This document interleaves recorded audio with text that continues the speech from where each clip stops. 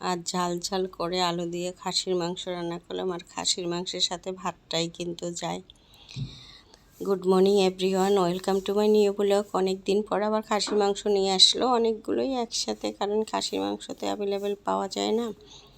পয়লা বৈশাখে এবার আর আমাদের খাসির মাংসটা খাওয়া হলো না, তা সময়ও পাচ্ছে না। আজকে এখানে কেটেছে, খবর দিল, তারপরে নিয়ে আসলো। আর মাংস মানে খাসিটা বেশি বড় ছিল, তাই পিসগুলো অনেক বড় বড় করেছে।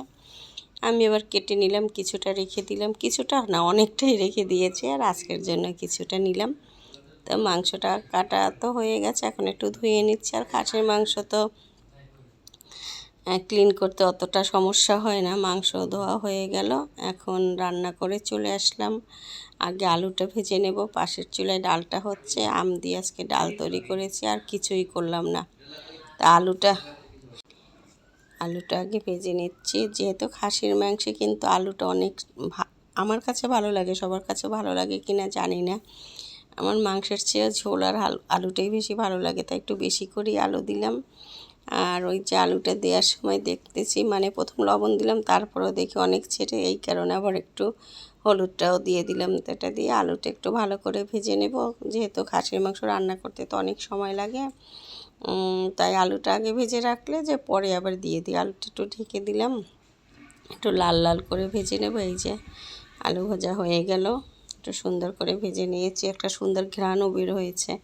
আলু ভাজা তারপর পটল ভাজা, এগুলোর ঘ্রাণ কিন্তু খুব ভালো লাগে। তা আলুটা এখন তুলে নিচ্ছি। হয়ে গেল আলুটা তোলা, এখন ওই তেলে দিয়ে দিলাম এই যে তেজপাতা, দারুচিনি, এলাচ আর একটু লবঙ্গ। এটা একটু ভালো করে ভেজে নিচ্ছি, কারণ আজকেও ভয়েসটা আমার লেটে হয়ে গেল। ফেসবুকের অবস্থা তো খারাপই। আর এই যে এখন অনেকটা পেঁয়াজ দিয়ে দিলাম, কারণ সবই রেড হয়ে গেছে। আসলে কাজের এই যে প্রশ্ন তৈরি করার জন্য বসলাম ল্যাপটপ নিয়ে, আর সময় হলোই না। একেবারে ডিনারটা করে তারপরে বসলাম। আর কি আর করা, যা হয় হোক, ভালো লাগে না এসব কাহিনী, আর মাঝে মাঝে মনে হয় ছেড়েই দেব। তা পেঁয়াজটা একটু ভালো করে ভেজে নিচ্ছি। এখন রসুনটা দিয়ে দিলাম।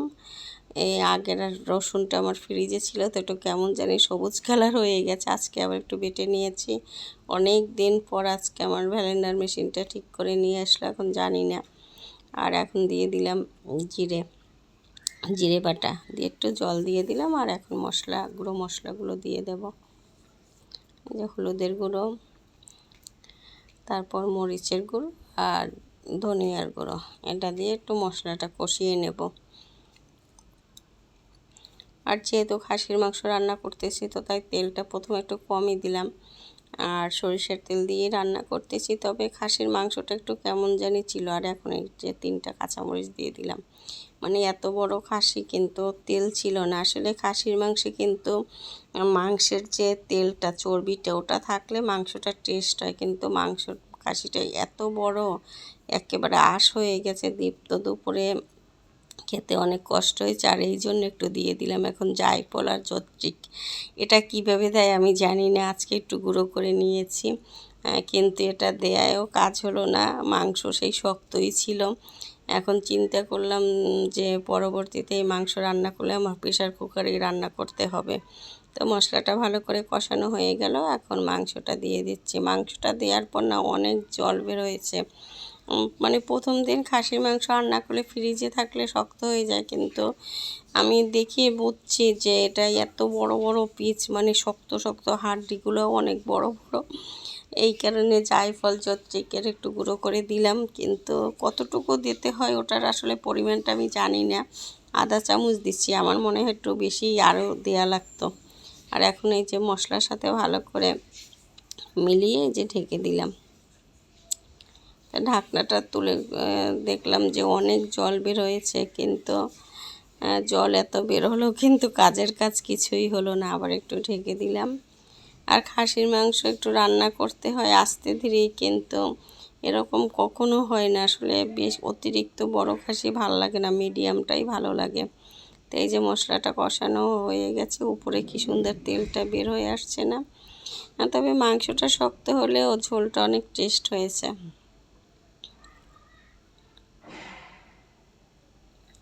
এখন একটু ভালো করে কষিয়ে নিয়ে গরম জল দিয়ে দেবো, যেহেতু খাসির মাংসতে এই যে গরম জলটা দিয়ে দিলাম, দিয়ে একটু ঢেকে দেবো। আর আলুটা তো সুন্দর করে ভেজে রেখেছি, আলুটা পরে দেব না, তা না হলে মাংসর সাথে আলুটা একেবারে গলে যাবে। আর আলু বেশি নরম হয়ে গেলে আমার ভালো লাগে না।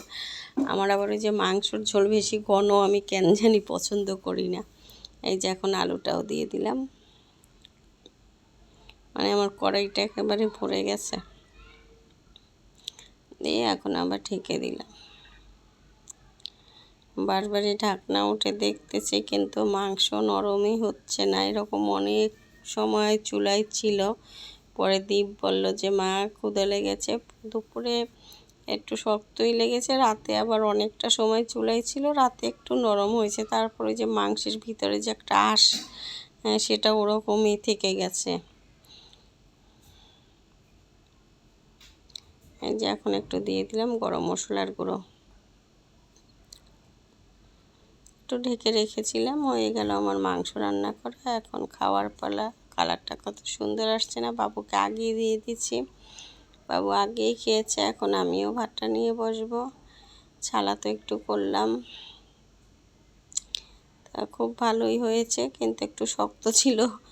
আর সালাদ দিয়ে খেতে তো আরও ভালো লাগে। আর আমের ডাল তৈরি করেছিলাম। এই হলো আজকের রান্না বান্না। তাহলে আজকের ব্লগটা এখানেই শেষ করলাম। Bye bye, tata.